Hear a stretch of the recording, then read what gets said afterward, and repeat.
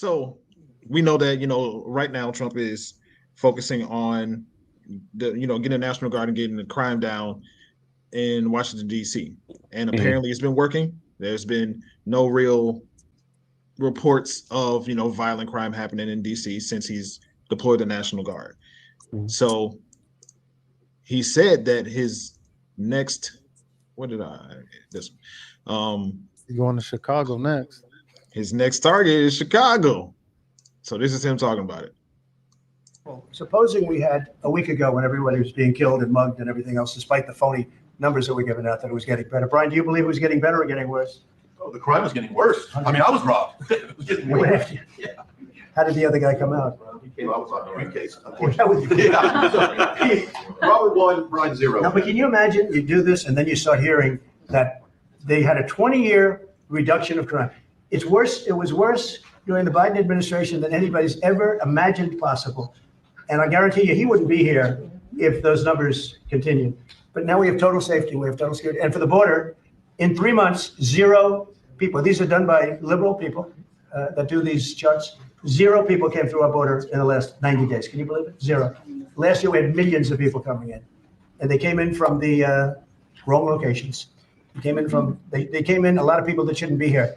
So now when we have this event in December, it's going to be very safe. Johnny, you can walk down the street with your beautiful wife. Yeah. You can take her to dinner if you can get a reservation, which I doubt. They're all full, the restaurants. I know. They're all full.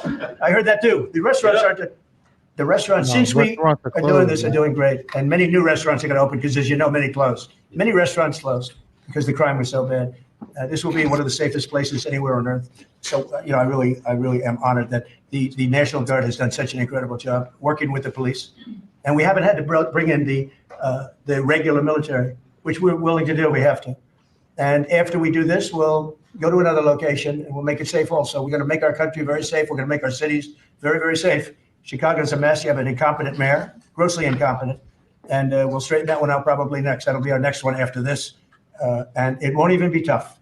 And the people in Chicago, Mr. Vice President, are screaming for us to come. They're wearing red hats, just like this one. But they're wearing red hats. African-American ladies, beautiful ladies, are saying, please, President Trump, come to Chicago. Please. I did great with the black vote, as you know, and they want something to happen. So I think Chicago will be our next, and then we'll help with New York, and we're going to help with. And I think a lot of these people that you see on television, they are, including the people in this audience, they'll say bad things about me, and then they'll say, thank God he's here, because half of them got mugged, and they don't want to get mugged again. But they work for stupid people that are radical left, and they're made to do things and say things that they don't want to be saying. But the people right here are all happy because you're not going to be mugged in Washington, D.C. anymore. There is a new. Oh my gosh, he's hilarious. You know what? I think I'm not anti-Trump or anything. I think some of the shit that he do is cool. And then he say, some dumb shit. But we do have our Be Humble. He's in the DC area, so he could probably enlighten us a little bit more on what's going on in DC and how's that working out. Well, first I want to say in May, he said with his own mouth, crime is down. Mm-hmm. And right before he came out and announced that he was going to deploy the National Guard, Patel came out and said crime was down. This was Patel came out and said minutes right before he came out, said crime was down. So crime is down before he even deployed. Minutes before Trump came up and said that. I got something to that point as soon as you're done. Which is I don't understand how did it in a matter of minutes, I guess crime just plummeted. Down here. But what's crazy, I work in DC. I don't see the National Guard where I'm at. There's no checkpoints. From what I'm seeing, they're in certain sectors of DC. The hood? Yeah. Which a lot of the people that was in that room don't go to. So I'm confused myself. But arrests may be up because they're arresting people, but arresting people does not stop crime. I mean, there's still stuff on the news, there's still stuff happening. So, and it's only going to be 30 days that they can do this.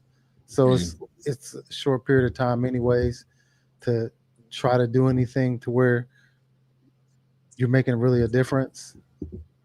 I mean, you can tell us you're making a difference, but are you? Because after 30 days, it's over with. So, Questions? What you think, man?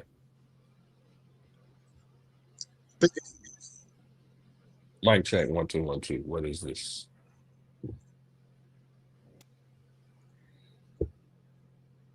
Antenna's back to business. Let's go. Good. Hey, yeah, a little bit No. better. Let me see. Say, yeah, I hear you. Mike. All right. I think. Well, so if it's as effective as he's proclaiming it to be, then I'm for it. Because I think I know that crime is what you say cultivate. Crime is outrageous in general. I think it's only getting. I don't see it getting better without any type of intervention at all.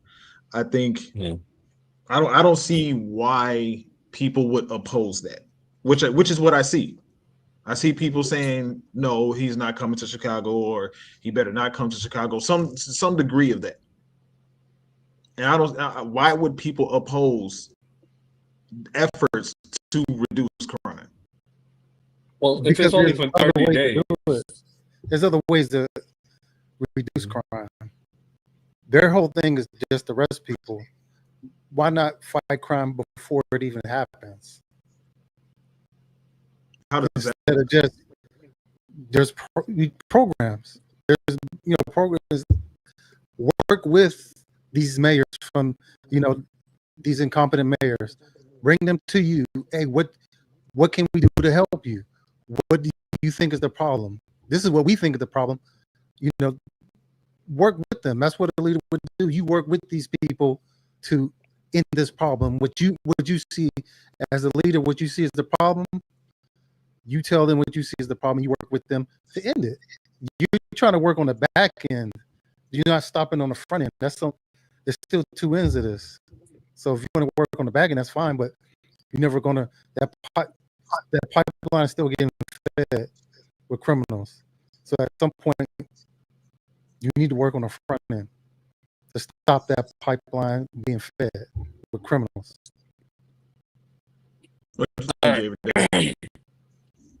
Because I'm sure he's talking about overall crime.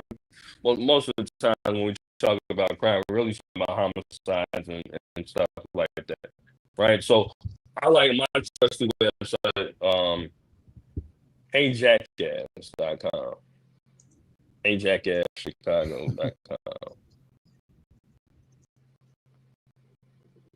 Yeah, we just HeyJackass Chicago. Well, we might pack up. Oh, no Chicago. Hold on. Okay. Could you pull that up on the screen if you can? On the screen or whatever. Yeah. Now, if you go down, can you go down some? Down a little bit more. Now you see those numbers right there on the left, the red, all in red, right? You see those numbers. Those are the current homicide numbers. And if you can see the current homicide numbers, it's actually down, and it's the lowest that it's been, looks like in the past close to 8, 9, 10 years, 8 years. Those numbers are down. All right. Yeah. Now this is a right link. I'm almost sure this is a right link in the website. So those numbers are down. So you bring the National Guard here and then turn around and say, well, me deploying the National Guard is the reason why the numbers are down and people aren't getting shot and killed. That's not going to be, you're being disingenuous because the numbers been down. You see what I'm saying? And as Bill was saying, they're only there for 30 days. So, okay, you make another 30, you make a 30-day more impact, I guess, but they've already been down. Like, you know what I mean? So you're not really essentially helping anything. It's really just for clout. And when you're starting to do things for clout, well, now, I kind of question everything else that you're doing. right? Because you can't say we have the numbers in front of us, right? He always talk about the number. We have the numbers. I can look at the numbers. The numbers are saying they were down. However, when he was in office as well, the numbers were up, right? And it kind of been slowly going down.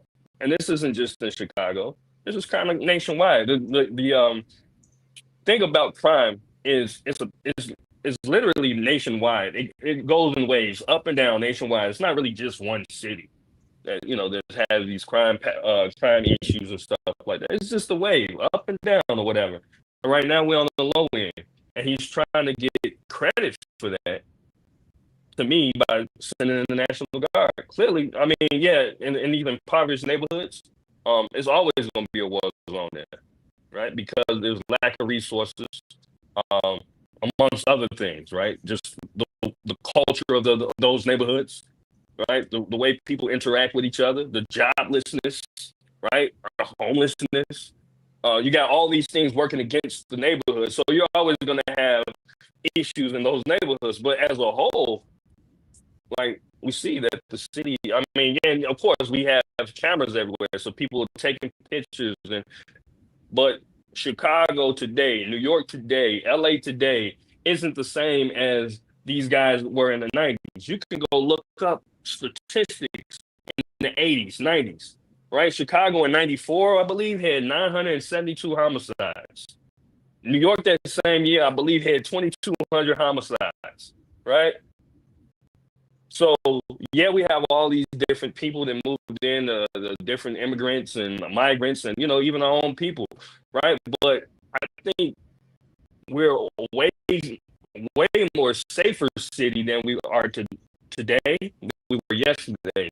And, of course, technology has advanced as far as medical technology, so they're able to save more people. But, I mean, you think about the 90s and late 80s, bro, it was a fucking war zone. And that was just what they're reporting on the news. If people had phones and shit back then, it'd be crazy. So I credit for something that you're not really, doing. No, quit bringing up. I hate them always bringing up Chicago, because you're trying to make Chicago as like this poster bad city when just to the north of, DC, you got Baltimore, my boy. Go in there. Go to Baltimore. Baltimore, go to Philly. Their crime rate is at all-time low.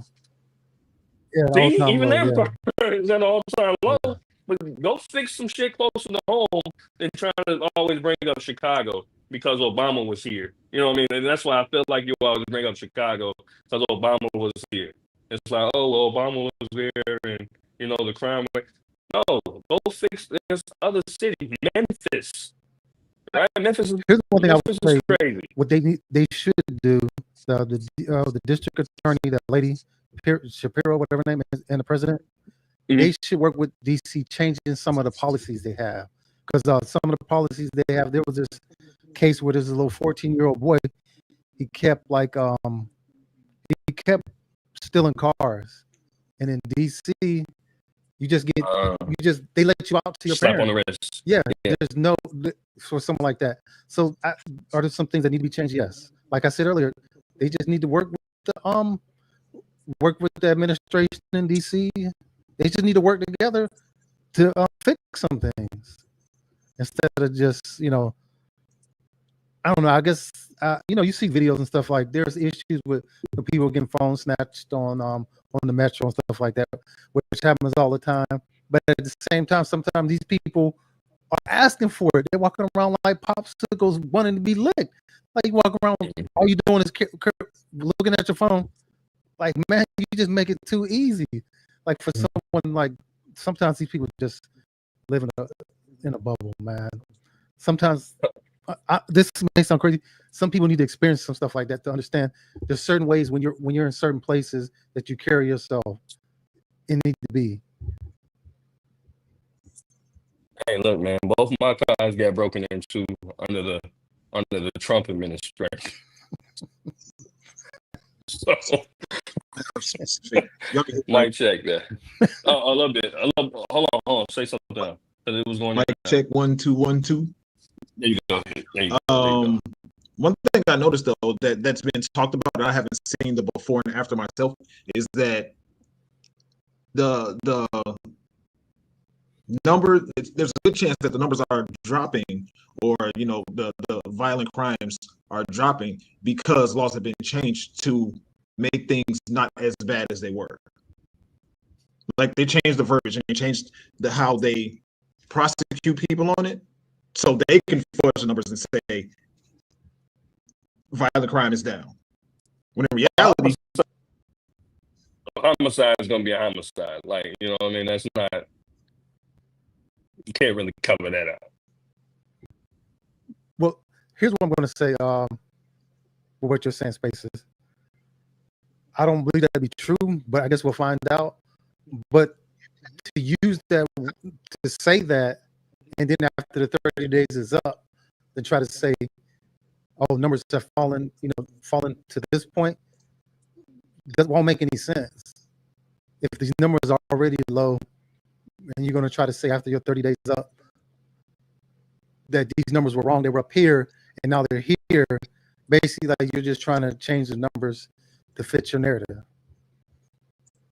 And that's what I hear is happening specifically here in Chicago.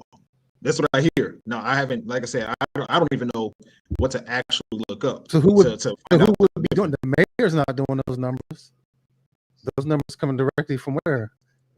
And that's what I'm saying. Yeah. Like that's why I say I specify. If numbers are being fudged, it's not like those numbers are being brought to the mayor, and the mayor's like, "Nah, change these numbers," and he's doing the change in other numbers.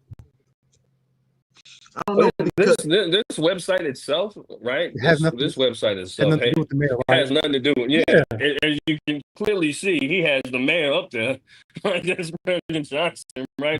I mean, this website itself has nothing to do. They collect. Normally, they're actually a little higher than the official numbers. So I'm not sure how much you could really fudge. Oh shit. 100 missing people, like, oh shit, 100 people and died, we can write them off the books. No, somebody's gonna say something about it. I think now maybe things classified as the smaller criminal activity, as far as maybe arson. I wouldn't even call that smaller, but you know what I mean. But just somebody snatching a purse or something, like, you can probably fudge those numbers. Absolutely. Yeah, that's a small crime. But when did this all become an issue? When the Epstein files didn't. Oh yeah, Epstein. Don't nobody want to talk about that still. I mean, I could care less about it myself. Like, I don't care about that list. Me too. I don't understand. Well, I guess to some people. I guess if I'm on the list, yeah, then I would have an issue about it and want to redirect. But like, is it going to really change what's going on in this country? No. But I think the same energy that people put forward towards the Diddy case, anything that goes on with, black celebrityism or whatever, and, their trials and shit, you should take that same energy towards those people too. You just can't swipe, push their shit under the rug. I think it needs to be talked about. Otherwise, it consistently makes black people the face of everything that's bad, even in the entertainment industry. So I wanted to play this. This will be the last part. Well, thank you. How are you? I'm good. I know that you already talked about this, but according to the Constitution, just governors have the power to deploy the National Guard. Mm-hmm. It already happened in California. So my question is, I would like to know if you can be more specific about your conversations that you mentioned that you just had with Governor Pritzker. Can the Illinois National Guard refuse to follow a presidential order, or have you asked, or your administration asked them to inform you in case that they're activated by the president? Well, let me just be very clear. I have not spoken to the governor within the last 24 hours about what just happened. What I referenced was, and this is where we are allowed to have it. He doesn't, and so you already have done it in California. And I'm saying he doesn't have the authority, right? And he's done a lot of things that he doesn't have the authority to do. That's my larger point, that we have to take that seriously. And when I say whether it's legal action or just more voices rising up in this moment, calling out the pharisaical approach that this president is taking, that's incumbent upon all of us, right? You know, none of us can afford to stand idle. This is why I've worked hard to make sure that we're protecting our immigrant community, right? We were sued by the federal government on our standing, our position. And, you know, the courts rejected his suit, right? But we've also have put forth policy to ensure that families are supported and protected. It's going to take all of that, right? And these are unprecedented times. I just hope that we cover it in a way in which it deserves, quite frankly, that it is beyond a boldness. It's a, do you know how when like ignorant people do stuff and say stuff and there's no convincing to them of why they're ignorant? That's Donald Trump.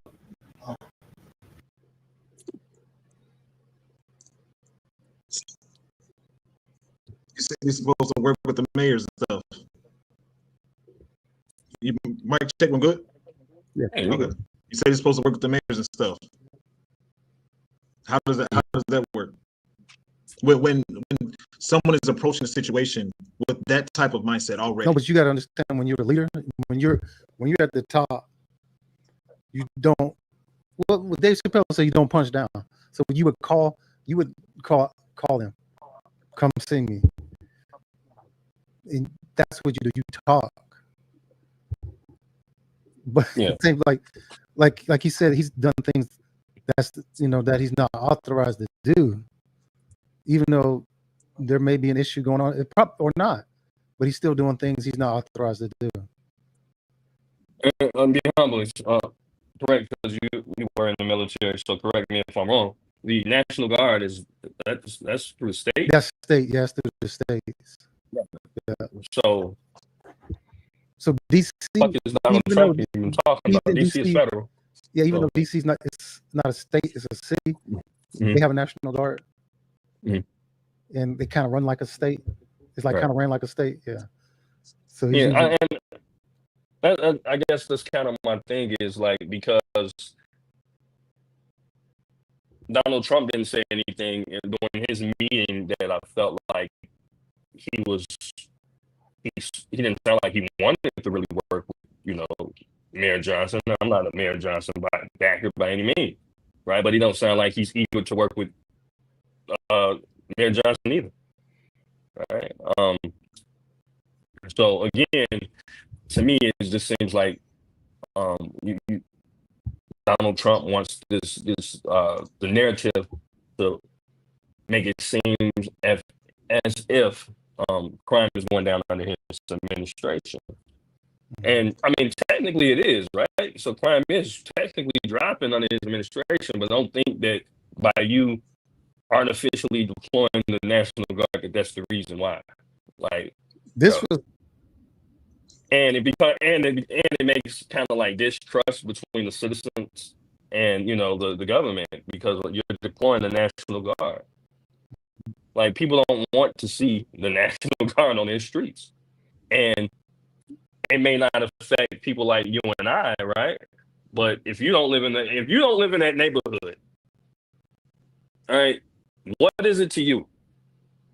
What is it to you? Because a lot of time, and I'm not saying you specifically, but a lot of time, any other time, people in these neighborhoods are having issues, is their fault.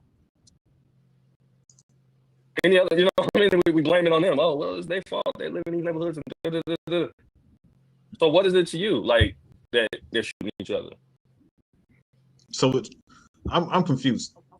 Are y'all saying that he shouldn't do anything? No, what I'm saying is don't do it because to make it seem like you're doing something when the numbers are already going down. So okay. The numbers, we literally just saw the numbers on the website I provided, that the numbers are definitely going down. It's not you're artificially doing something because you can only stay for 30 days. Well, what about the rest of the year? What about the rest of your term? Right? Your term throughout office, you only been in there a year. Yeah, this guy in there, right? Who, BJ? This guy in there, January what? Yeah. Donald Trump. No, Donald Trump. January 20th.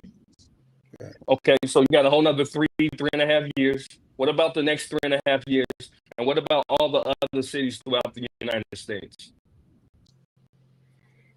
Like, what are we doing here? Well, yeah. So this was my belief before this all started, because this started like right before he did the Alaska thing. He talked about it.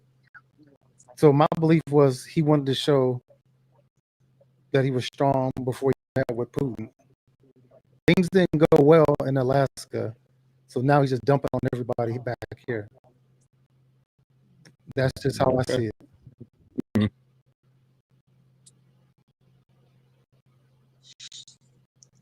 Yeah, man. Time is running. Well, thank y'all for kicking with us. Thanks for Your showing final up. thought, though. My final thought is I agree with y'all. Well, specifically, well, both of y'all, what y'all saying, and what about the other 11 months out of the year?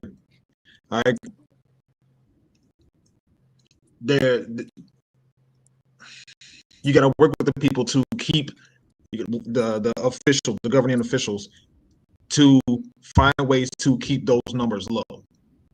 So, like we saw, like it was 494 under Brandon Johnson, or I'm sorry, in 2025 on the scale that we saw, whatever it was. Tucson. Okay, cool. The numbers.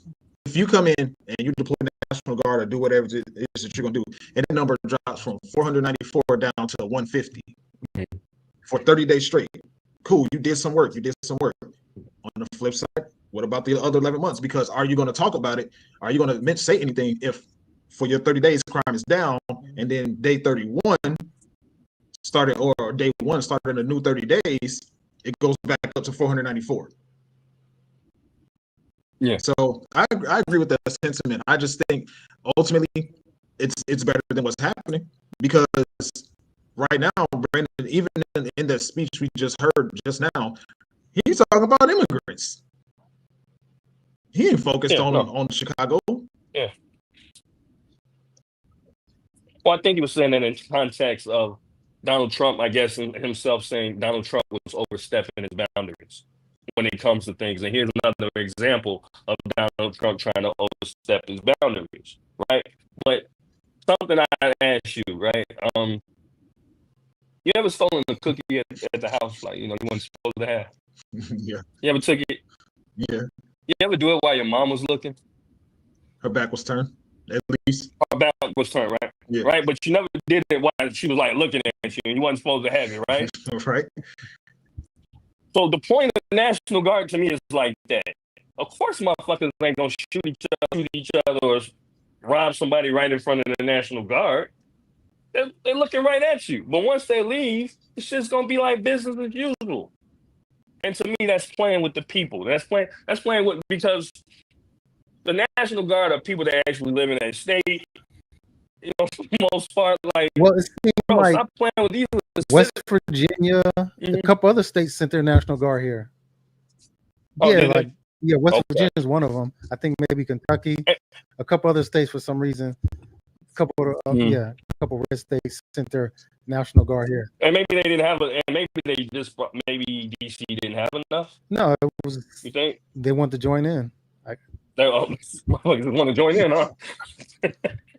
Yeah, all from the red state. They just want to.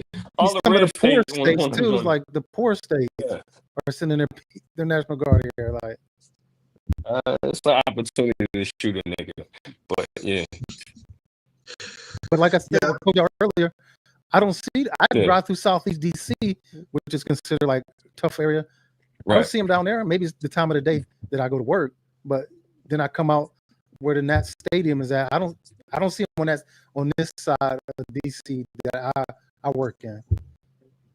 So yeah, they're on the other side where everybody's at. No doubt. Yeah. So for now, the people. However, my last thought is the people that completely oppose it, that are literally saying, like, I don't understand how Brandon Johnson can say, and maybe he's in the position, so he knows more than I do. But I don't. But what to your example, Jay, every day,